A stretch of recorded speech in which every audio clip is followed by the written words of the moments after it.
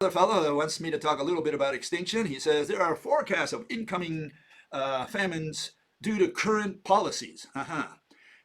Would you like to address the topic of human extinction again? It's so freaking interesting. Well, the incoming famines, like, we've always had famine on Earth, in different parts of the world. Those have nothing to do with the extinction, okay, that I'm talking about. When I'm talking about a famine, I'm talking about a global collapse of the economy. The entire economy of the world collapses. That's different than saying, oh, there are people who are suffering in, I don't know, Nigeria. Yeah, people suffer hunger in different parts of the world at different points in history, at times in history, etc. That's not what I'm talking about. There's always been famines. There's the Russian famine in the right after the Civil War. Countless famines throughout history. What I'm talking about is the total collapse of the global economy when, not if, but when that happens, okay? Um, you know, Nobody will have any incentive to produce or distribute food to the cities, especially the agricultural corporations. What would be their incentive if money is no more? That's what I mean by economic collapse. No one accepts money anymore of any kind, Bitcoin, gold, whatever, because it will have no value because you will not be able to unload it to someone else. Okay, that's what I'm talking about. And again, that's a long story, not getting into that. What I can comment about is a little bit what's going on today, and I haven't commented in a couple of weeks now because really we have very little information. For example, what's going on in the war in Ukraine. We only get one side of the picture. The other side gets their own side of the picture, and so they're kind of not talking to the press, right? It's not talking to each other. And here, I'll pull up this this thing that caught my attention. Miss Yellen here, she's the Treasury Secretary of the United States, and she said the following in I guess a speech she gave: Russia's economy will struggle to grow due to the fallout from its war on Ukraine. Economists have forecast Russia's economy to contract by over 6% this year and 4% in 2023. Sanctions will create a drag on Russia's growth prospects for years to come, Yellen said. Okay, so what's the deal? The United States essentially is trying to break the Russian economy, and with that, hopefully trigger not only the end of the war in Ukraine, but overthrow the Russian government. That is the long-term goal.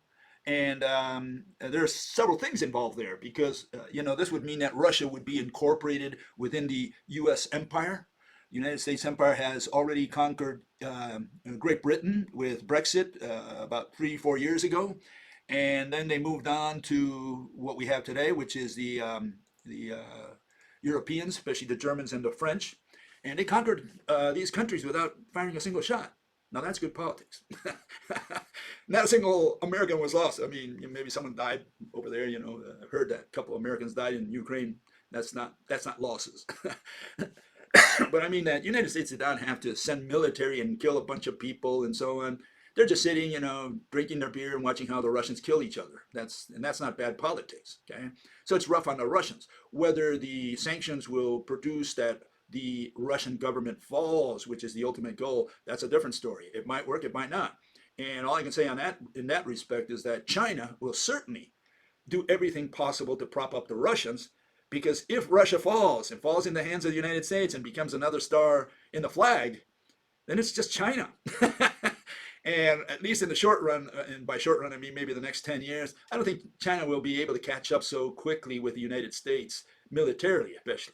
And so the Chinese are hoping that Russia does not fall and they will do everything possible to help Russia out. So we'll find out what happens. That's the war there. What's more important is what effect does all this have on the global economy? Now that's a different story. And what I see there, and all I can tell you is my personal opinion here, is that Russia the United States is having economic problems, very grave economic problems. And I think that's one of the reasons they had to conquer Europe, because they had to expand the empire. As long as you grow, the empire grows, then you're okay.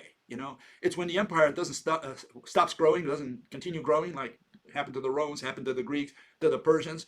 Once you stop growing, then you have problems. As long as you grow, then you have a few more years of life. And the American empire is doing quite well in that sense. It's conquered Europe now, or is in the process of doing so. It's going to take some years to adjust some of these things. Hopefully it's years, not months, as the American empire expands. And, it might be good for the global economy, for at least for survival, for lasting more years. I'm not sure they can keep that up, whether Russia falls or not. I'm not sure they can keep it up, even if China falls. Okay, the American empire cannot be allowed to fall. Too big to fail. Okay, that's all I can tell you.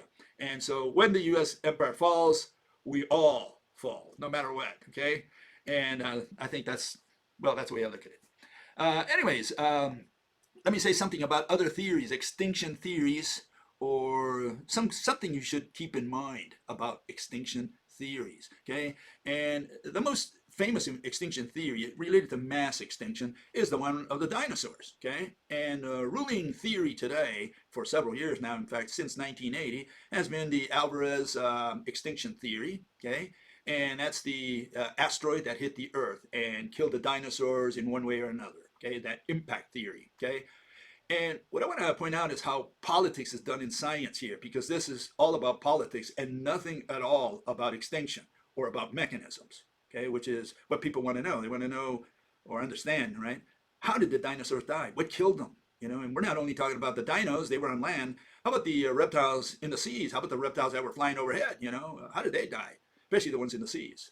And so we don't have mechanisms for how these animals died. That's the true situation today. Okay, all they say is an asteroid. Everybody said, oh, okay, that explains everything. Everybody went home. And for the last 40 years, we had this asteroid theory. Okay, so what's the problem? Well, let's start here. This is Alvarez's paper. Okay, 1980. Okay, this is the one that broke all the records in paleontology. By the way, Luis Alvarez is not a paleontologist. Okay, it was not, he's no longer around. But what did he say? Well, this is what his paper said. Impact of a large asteroid. The resultant darkness would suppress photosynthesis, and because of that, all the plants died and then all the animals died. That's essentially the theory. That's how quick it is, okay?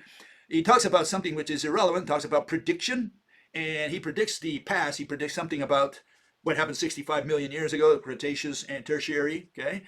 Boundary, and then he talks about estimates of the diameter of the asteroids, how big it was, how much it weighed, all this kind of stuff that concerns mathematicians and does not concern us at all, who are interested in mechanisms. We want to know what killed the dinosaurs, how they died, what exterminated them.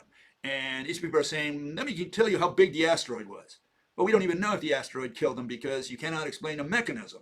Was it the hit, the strike? Is that what killed the dinosaurs, all the dinosaurs on the other side of the planet as well? And they said, no, see, this created waves. We had all this debris in the air, created a impact winter, as it's called. So the sun couldn't get in, the plants died. So they go through this rigmarole, okay, this whole story. And still they cannot explain how the ones in the seas died. And for that they had to say, well, the asteroid landed on sulfuric acid, created some acid that killed the animals, or maybe there was some acid rain. They have all these theories out there, sub-theories from the impact, okay? In other words, they created a theory or a mechanism for each species. For this one, we're going to use the sulfuric acid. For that one, we're going to use the acid rain. For that one, we're going to say the impact. For the other one, we'll say great ocean tsunamis, drowned them. So they have all these different theories to explain how different animals died around the world. And by the way, that's exactly the same thing you'll find for the Permian, Triassic, Ordovician. You'll find it for all the theories that they have all these splinter theories. How did the animals, and again, the big problem is, how do you kill the animals in the water as well as the ones in the land? That's a big problem. And they never were able to solve it with one mechanism. They have to create a secondary mechanism to kill the guys on land from the guys in the seas. Okay? And the first thing I want to mention is that the theory, the so-called theory, is the mechanism. Okay? And what is the mechanism? The mechanism is asteroid hits the Earth. In other words, the primary cause is an extraterrestrial impact. That's it. That's the whole theory. You can just synthesize it in that phrase, extraterrestrial impact. Okay, that's what caused it all. And that theory was already around since 1955, or 56, sorry.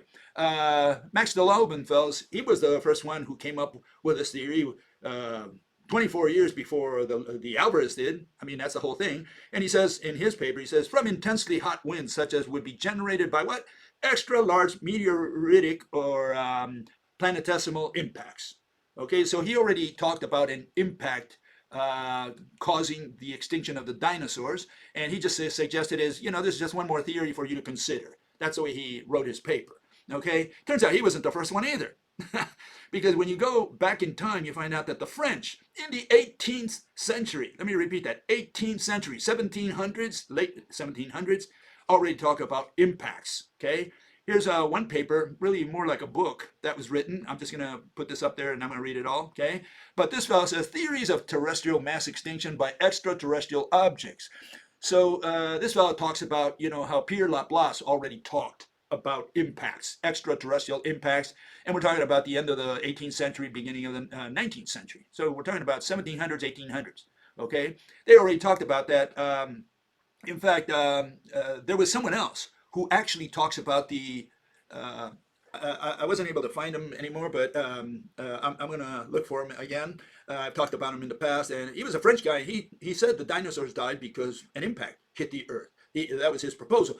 Everyone thought about that. One of the first things they said, well, maybe something from outside the Earth hit the Earth, caused tsunamis or whatever, and that's what killed the animals. Everyone thought about that 200 years ago. So the Lobenfels wasn't the first one. We have this going all the way to the 18th century. And that is the theory. So you ask them, what did the Alvarez, how come they're so famous? How come they made the theory so famous? What did they invent? What did they add to the theory? I mean, if the theory is impact, we kill them, we're done, right? What did these people add? And so this is what Alvarez added, okay?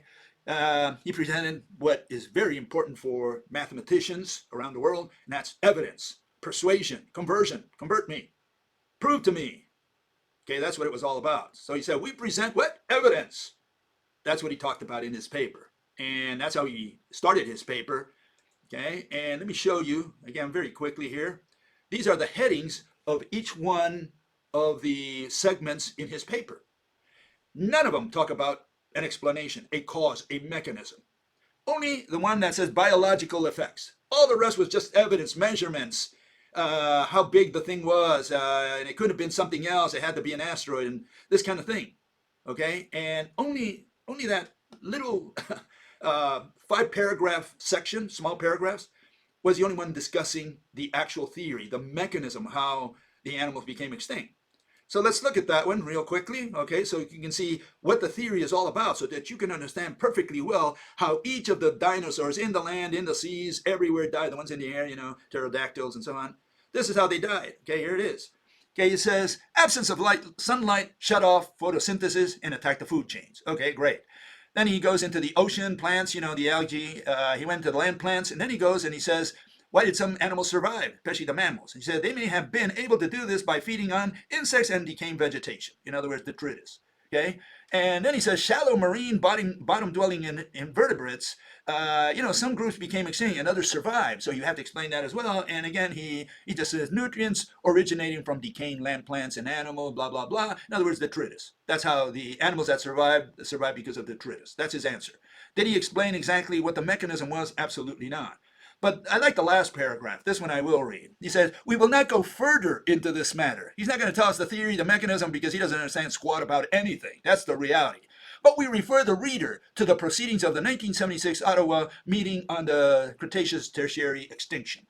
This volume reproduces an extensive discussion among the participants of what would happen if the sunlight were temporarily turned off. In other words, he says, go screw yourself. Yeah. You want to know the mechanism? Go read that thing. That's his theory. Just go read whatever was in the thing. Meanwhile, all he talked about is evidence. He says, I got evidence. Oh, what's your evidence? Well, there was a bunch of iridium covering the Earth. Okay, that's all his evidence. Later on, they say, oh, we found the Chicxulub crater, supposedly underneath the Mexican area of the Gulf of Mexico. Okay, and they said, okay, we found the impact. And so the theory is confirmed, we're all done, and everybody went home. And that's what we have today. And yeah, so far we have no mechanism, we have no idea, especially of what is known as selectivity. That's the only thing that a mass extinction, and even a background extinction, has to explain. How do you isolate one group of animals and leave the others alive? How do you isolate one group of plants and leave the others alive? What is a mass extinction? The disappearance of a food chain. How do you make a food chain disappear? If you throw something that will kill them all or will affect them all equally across the board. And that's exactly not what occurred 65 million years ago. What occurred is that the mammals survived without any problem. and all the dinosaurs were gone. The dinosaurs were the old animals, the ancient animals that were due for extinction, and the mammals were very recent animals. The mammals were the recent animals that expanded when the big guys were gone. Does that sound like an asteroid to you? Well, it doesn't sound like one to me. Okay? And so, yeah. And the other thing I want to say about extinction is an issue the fellow brought up, and this is it. It's got to do with prediction. They don't understand exactly a lot of these poor fellows. They're lost completely. They think a prediction is when you tell me that tomorrow at 2 o'clock there's going to be an eclipse. So far we have a prediction. But if I can explain to you why there's going to be an eclipse tomorrow, it's no longer a prediction. Now I'm giving you an explanation, and explanations, you can only explain the past. And these people never understood that argument, and I think they never will. So this is where you start. He says, you state, because of X mechanism, humans will go extinct. But that is not a prediction? Yes, it is not a prediction. Okay, and I guess what makes him think it's a prediction is because he sees the word will, won't, will, talking about the future. So he said, okay, you're talking about the future. That's a prediction. Well, so we look up the word prediction in the dictionary. It says prediction to declare or tell in advance, to prophecy, to foretell the future. Okay, so the dictionary makes prediction, prophecy, and foretelling synonyms, essentially. Okay, saying they're all the same. Wikipedia, more or less the same, a statement about a future event. Okay, that's what they say. What is prophecy? Foretelling or prediction of what is to come, something that is declared by a prophet, specifically, especially a divinely inspired prediction. Okay, so we have prophecy as a divinely inspired prediction, but they're both the same essentially. And Wikipedia says also prophecy, a message that has been communicated to a person, typically a prophet, right, by a supernatural entity. So the entity whispers in your ear, and you're a prophet, because now you're in tune with the transcendental world, and they can tell you exactly what's coming in the future. So you spread that around. Okay, but those are the definitions of ordinary speech. Those are not the definitions of science. That's not what a prediction is. So let's make sure we understand at least the difference between a prediction, a prophecy, and an explanation, especially those three. Okay, here it is. Okay, so rundown. Okay, there will be an eclipse. That's a prophecy. I didn't give you a time. I'm not saying when it's going to happen. Could happen in a million years. I won't be around anyways. So to say that there will be an eclipse, okay, so what have you said? Nothing. Okay? What's a prediction? It's just a description. All you're doing is describing. Okay, let's make sure we understand that part. There will be an eclipse tomorrow at 2 p.m. Okay, that's a prediction because you're giving a specific time. Now we can all verify whether your prediction comes true. That's no longer a prophecy and, open-ended foretelling or, prophecy, to use a different word, to use the same word. Okay. So when you say there will be 1 at 2 o'clock tomorrow, you've given a prediction. But so far, all you have is a description. All you said, this will happen. You haven't told me the cause. You haven't told me the mechanism. You haven't given me an explanation for why you think or what the mechanism is, why it's going to happen. Okay? What's an explanation? There will be an eclipse because the moon will come between the earth and the sun. That's not a prediction. That's not a prophecy. That's not foretelling. Okay? The fact that I use the word will has nothing to do with prophecy in this context. Here we're saying, look, I'm giving you the mechanism. You got to focus on the mechanism, not on the word will, okay? Or won't, in case it's will not, right? You got to focus on the mechanism. What am I explaining to you? I'm saying I'm giving the mechanism why it's going to happen, and you have to focus on the inevitable mechanism. Okay, so it's the mechanism that you got to focus on, not really so much the inevitability. So here's regarding extinction. Man will soon become extinct. So far we said nothing. That's a description, and it's an open-ended one. I have no time. I have no idea when it's going to happen. It could happen in a million years. So man's going to become extinct. You haven't said anything. The last human will die on the 1st of February of 2030. Now I've given you not a prophecy. This is really a prediction because I'm giving you a date and time when it's going to happen. Maybe time, right? I'll give you a date. I'm telling you when it's going to happen. So now you say, okay, maybe I can verify that prediction, see if it came true. But so far you have a description. So far I haven't given you an explanation why I think, what my theory is of why it's going to happen. And there on the bottom you see an explanation. Humans will go extinct because there will be no food. Okay? Now you don't focus on the word will, now you focus on the there will be no food. That's the cause. That's an explanation. Where did I get this? Where did I get the eclipse? From past experiences. Explanation, you can only explain the past. Okay? And this is what people who use the word will, they say, oh, you're talking about the future. No, I'm talking about the past. What the theory of extinction is of man, in fact, of man in himself, has to do with mechanism. It has to do with how did animals die in the past. Man is going to die in the same way. That's what we're saying. Okay, that's not a prediction because you're focusing on the wrong aspect. You have to focus on the mechanism. Then you'll understand why man is going to become extinct. Do we have a date? We don't care about the date. Okay, well, we do care, but we don't know the date. Only, I guess, God, Mother Nature, Father Universe, one of those guys, the devil, one of those guys might know when. We don't know when. All we can say is this is the mechanism that's going to kill us, because it's the mechanism that killed all species in the past. We're just applying this cookie cutter that was applied in the Permian, in the Triassic, in the Cretaceous. We're going to apply it to man, to the Quaternary. Okay, that's essentially the situation.